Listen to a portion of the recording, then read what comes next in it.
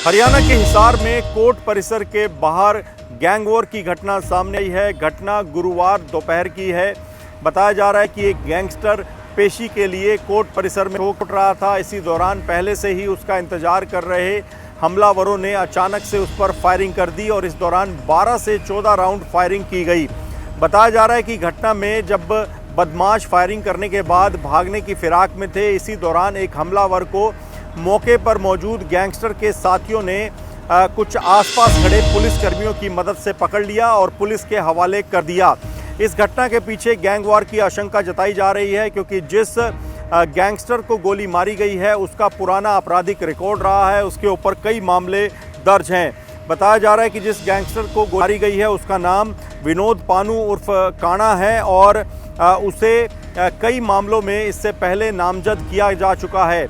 उसकी कई गैंग्स के साथ दुश्मनी की बात भी सामने आ रही है। इस पूरी घटना के बाद लॉरेंस बिश्नोई गैंग से जुड़े एक गैंगस्टर ने सोशल मीडिया के माध्यम से इस घटना की जिम्मेदारी भी ली है, लेकिन अब तक हरियाणा पुलिस ने इस बात की पुष्टि नहीं की है कि क्या वाकई में लॉरेंस बिश्नोई गैंग से जुड़े गैंगस्टरों और शूटर्स के द्वारा ही इस घटना को अंजाम दिया गया है या नहीं।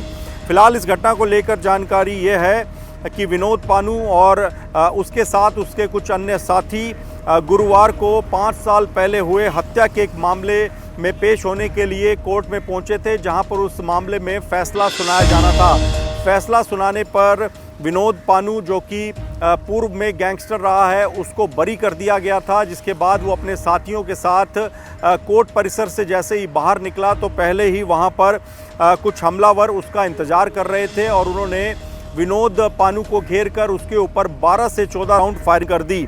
बताया जा रहा है कि इस घटना में 10 के आसपास गोलियां विनोद पानू को लगी और मौके पर ही उसकी मौत हो गई।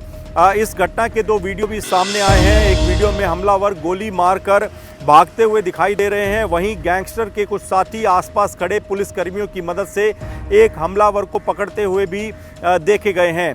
इस घटना के बाद लॉरेंस बिश्नोई गैंग ने भी इस मामले में अपनी मौजूदगी दिखाने का प्रयास किया है और लॉरेंस बिश्नोई गैंग से जुड़े गैंगस्टर ने ऑडियो जारी करके इस घटना की जिम्मेदारी ली है। लेकिन हरियाणा पुलिस का मानना है कि जो गैंगस्टर विनोद पानू है उसका पूर्व में कई अन्य और गैंग्स के साथ भी 36 का आंकड़ा रहा है। उसकी दुश्मनी अन्य कई मामलों और ज़मीनी विवादों को लेकर भी रही है, तो ये मामला आपसी रंजिश का भी हो सकता है। फिलहाल जो एक हमलावर मौके से पकड़ा गया है उससे हरियाणा पुलिस लगातार पूछताछ कर रही है। पुलिस का दावा है कि जल्द ही इस हत्या की पूरी गुत्थी को सुलझा दिया जाएगा। लेकिन बड़ी बात यह है कि जहां पर फायरिंग और ये गैंग वॉर की घटना हुई वो बिल्कुल सुरक्षित इलाका है। हिसार कोर्ट कॉम्प्लेक्स के ठीक बाहर ये घटना हुई है, जहां पर हथियारों से लैस हमलावरों ने सरेआम एक गैंगस्टर को गोली मारी है। तो हरियाणा की कानून व्यवस्था को लेकर इस घटना के बाद कई सवाल जरूर खड़े हो रहे हैं और कांग्रेस नेता रणदीप सिंह सुरजेवाला ने भी